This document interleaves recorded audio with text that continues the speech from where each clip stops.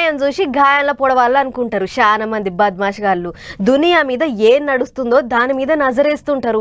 కష్టం లేకుండా పైసలు సంపాదించుకోవాలని చూస్తుంటారు. అందుకనే తీరు తీరు ఈకమట్లు పడుతుంటారు.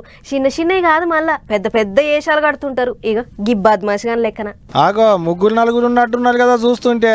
ఆయమన్నా తిండే వండుతున్నారా లేకుంటే అలక తక్కువ తిండేమన్నా వండుతున్నారా అని చెకింగ్లు చేసేటందుకు గిన్నెలు బోళ్ళు తగబెట్టిర్రు. మిషన్లలో పెట్టి చెకింగ్లు చేసిర్రు. తెల్ల తెల్లటి ఇస్త్రీ బట్టలు వేసుకొని వచ్చిందంటే పెద్ద ఆఫీసర్లే ఉన్నట్టున్నారు కదా అనుకునేరు. కాదు, పెద్ద ఆఫీసర్ల ఏషం వేసుకొని వచ్చిన ఫేక్ ఆఫీసర్లు గిల్లు. ఖమ్మంలో ఒక హోటల్ కు ఫుడ్ ఇన్స్పెక్టర్లం అని చెప్పి ఏషాలు కట్టుకొని వచ్చిందట నలుగురు బద్మాషిగాళ్ళు. నకిలీ ఐడి కార్డులు చూపెట్టి వంటగదిలకు పోయి ఆ గిన్నె ఈ గిన్నె జగబెట్టిందట.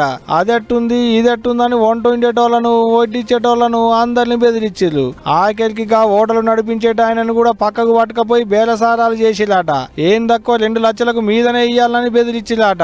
మరి ఎట్ట అనుమానం వచ్చిందో ఏమో తెలియదు గాని ఇస్తా జరంతసేపు కూసోరి అట్ట అని చెప్పి అసుంటా పోయి అసలు పోలీసు వాళ్ళకు ఫోన్ కొట్టిండట హోటల్ యజమాని. ఇంకేముంది, దొంగ ఆఫీసర్ల అసలు భాగవతం బయటపడ్డది. ఇగో గీడ నల్లి గుడ్లు వేసుకొని నేల సూపులు చూసుకుంటా కూసులు చూసిరా గీళ్ళేక దొంగ ఆఫీసర్లు. గీళ్ళ శాతగాని మొఖాలలో మన్ను పోయా ఏదైనా పని చేసుకుంటే ఏమొస్తుందిరా వారి అనుకుంటా దుబ్బెత్తి పోస్తున్నారు అక్కడి పబ్లిక్.